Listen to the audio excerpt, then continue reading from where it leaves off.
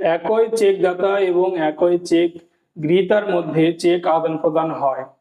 Check গ্রহীতা একাধিক check বিভিন্ন সময়ে ডিজনার করায় এবং চেক গ্রহীতা কি একটি লিগ্যাল নোটিশের মাধ্যমে কি মামলা করতে পারবে কিনা?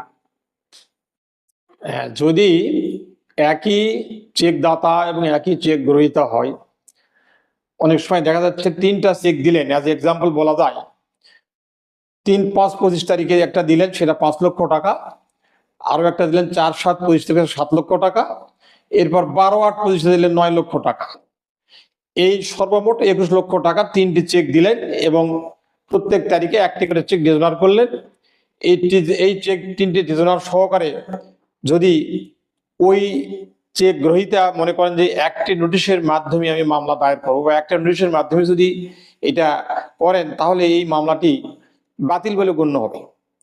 এই মুহূর্তে যারা আমার ভিডিও পেজ দেখছেন, আমি তাদের উদ্দেশ্য করে আমি আইন দিতে পারি।